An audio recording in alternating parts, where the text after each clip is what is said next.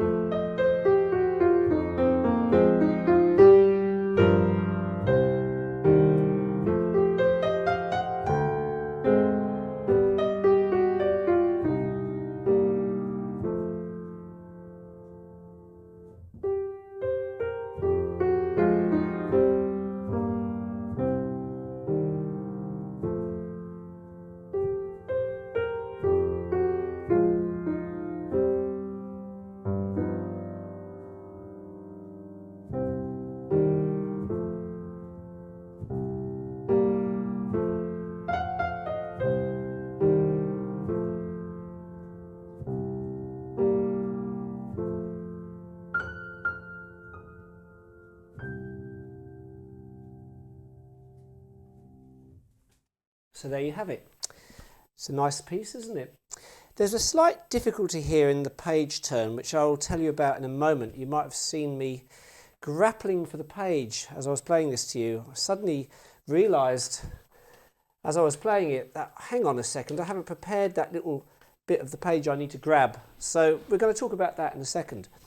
Going back to the beginning then, we start with the opening chords, nice and soft, with pedal.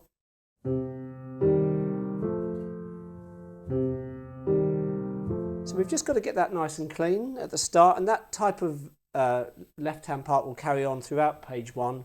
Nice and quiet, unintrusive, and pedalled every 2 beats. So we've got the first half of the bar pedalled, and then the new pedal here. At every time, it's the same kind of thing.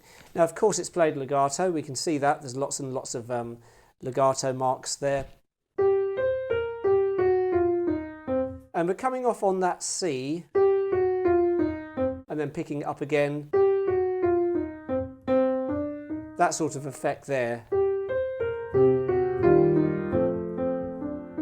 It's nice if you can separate the feel of those 2 phrases there. It's all kind of one idea really, but you know.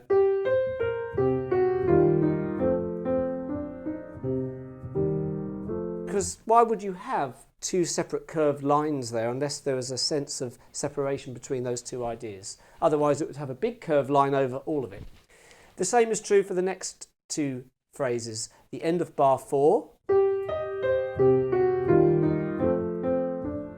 That again, almost like a question and an answer.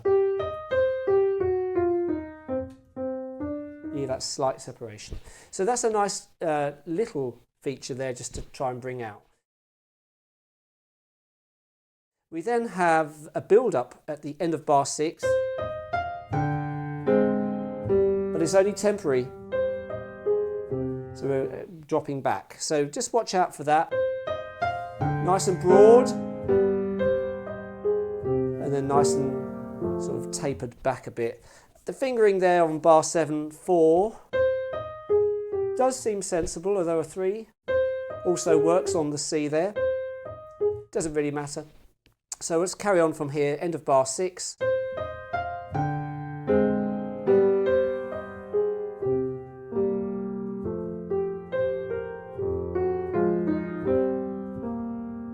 You'll also notice when I'm playing this, I'm not playing it really metronomically, I'm playing it in a style that we would call rubato. It's kind of loose, and that helps give you this impression of the jazzy, sort of slinky feel that the piece needs to sound convincing. Because if you play it too metronomically, too in time,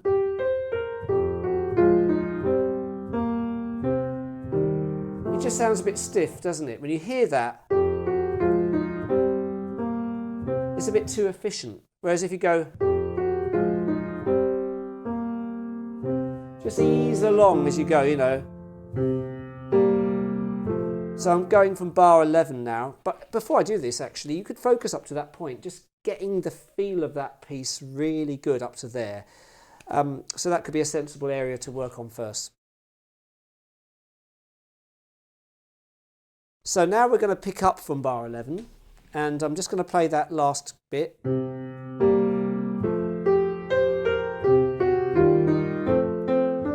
And we're about to hit the page turn. Now, what do we do here? Do we do the page turn at that bar? Well, sometimes we can turn the page on the bar we're at, but in fact, I think it's easier to turn the page one bar ahead. So as you play bar 10,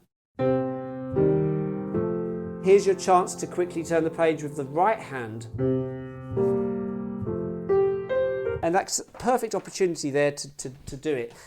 The way I demonstrated it earlier when I was playing was probably not the best way of doing it, because I only thought about the page turn as I was getting to the end of the piece. I should have thought about that in advance. So my mistakes you can learn from. So bar 10, one more time just to show you. You would practice this a bit slower, obviously, to get good at this. So you need to make sure the crease of the page is ready to grab. You are going to be able to do this. Don't be frightened of page turns. I mean, yes, you could photocopy this page 1 and have it there next to page 2 and 3. You could do that if you really were worried about the page turn. But I actually think with a bit of practice, this isn't too much of a big deal here. So bar 10, here it comes. The only thing is you have to memorise absolutely the last bar on this page. So what are we dealing with here? Well, it's the same as earlier.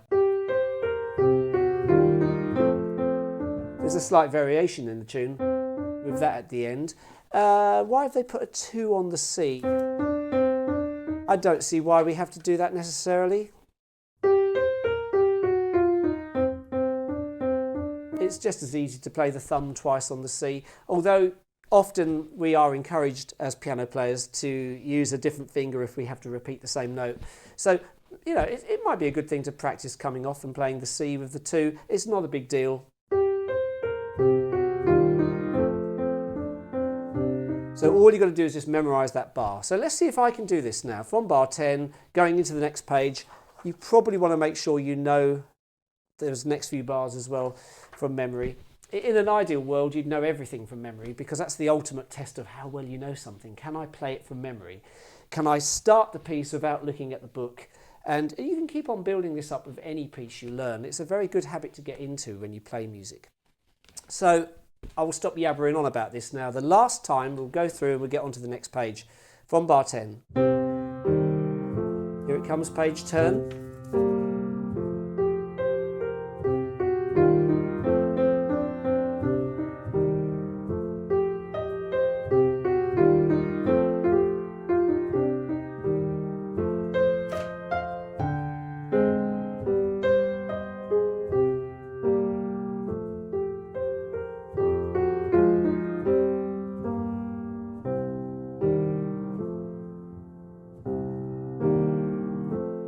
notice again I'm using some of that rubato effect just to stretch things out. Particularly useful on that page turn that we talked about earlier as well. So up to bar 20 now gives you another break point at which you could practice up to. We see the double bar line at the end of bar 20, which sort of signifies the start of another section. Always look out for things like this, because when you're practicing, you don't want to see the music as an endless amount of stuff to do. You know, sometimes it's good just to break it down into a small area that you can keep working on and feeling good about before you go too far ahead. So if I go now from bar 20, you've hopefully settled down with the first few sections. This is a bit broader. It's still legato, but it's MF, so it's a little bit louder. Also notice the poco rit at the end of bar 20, so there's a slight stretching there. So if I go from bar 19,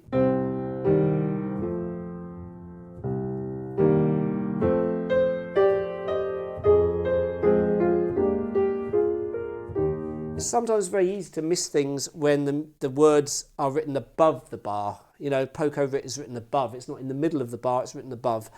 And of course, at tempo, we're just back to the tempo at bar 21.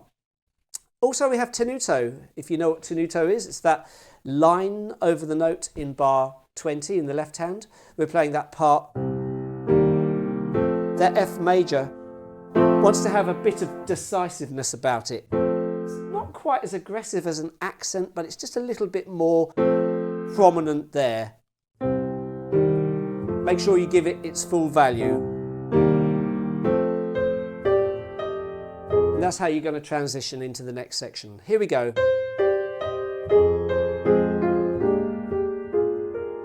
And again, the two phrases there. And then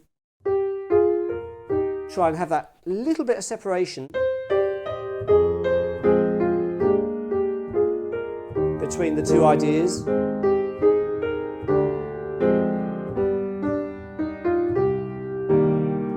Similar deal coming up here, so when we get to this bit, then that.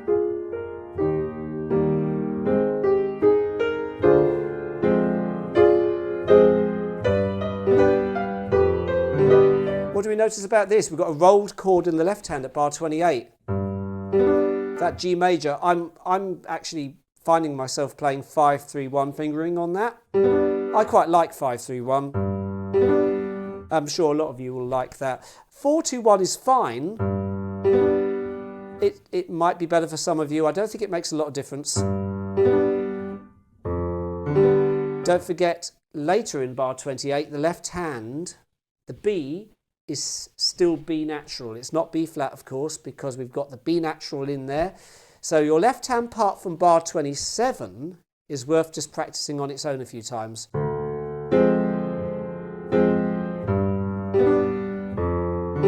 We want a nice roll. We don't want to do the roll so quickly that it becomes and we lose the sound of it.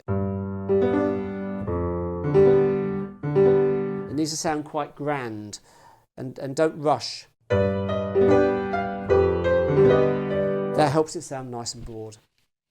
The right hand, of course, does have the B natural as well in bar 28. And of course in this bit.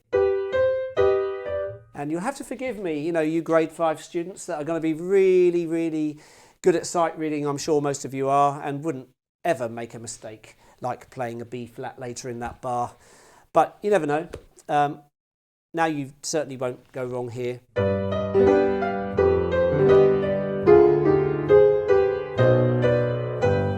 In order to get a little bit more power out of this next bar, bar 29, we do slow down. That helps it sound broader. Poco rit, written above the music. And that just helps it build. And we've really got to hammer out here. So that's the loudest point, really. And then we slightly ease off.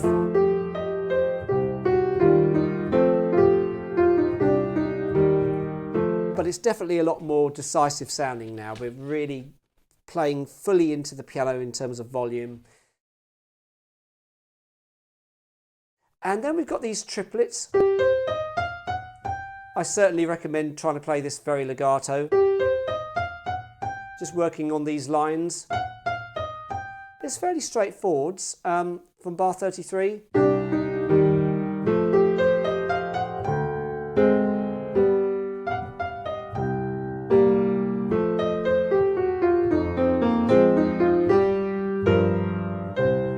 If you get confused sometimes by triplets, I mean, my word I always use to describe triplets is elephant. And so bar 33 would be 1, 2, 3 and an elephant. And in fact, in the next bar, 1, 2, 3, elephant, which is coming in on beat 4. So you could practice the right hand on its own, just focusing on those triplets. So bar 33, counting yourself in, just being ready on the triplets. 1, 2, 3, and an elephant. 1, 2, 3, elephant T. When you hit the G in that bar, bar 35, 1, 2, 3, and an elephant. And an elephant. If you think of that silly sort of way of doing it, it can help you remember. So I'm just going to play bar 33 onwards.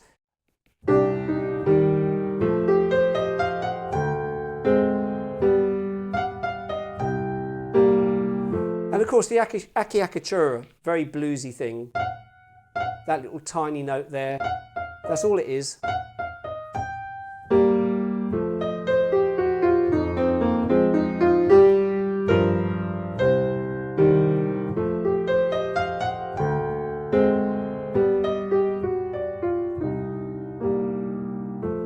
At this point we can reduce the volume. Although it says MP, you can also get away with maybe slightly less than that even, because it's going to just drop back and we want some contrast. We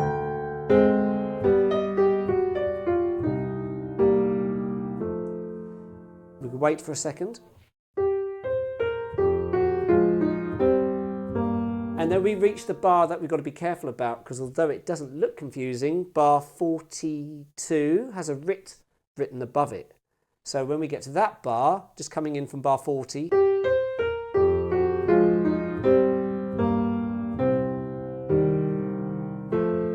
and then this final bit,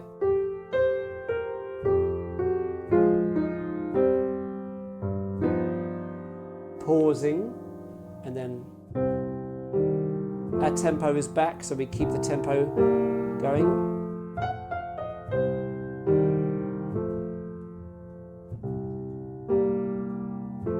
Then up an octave,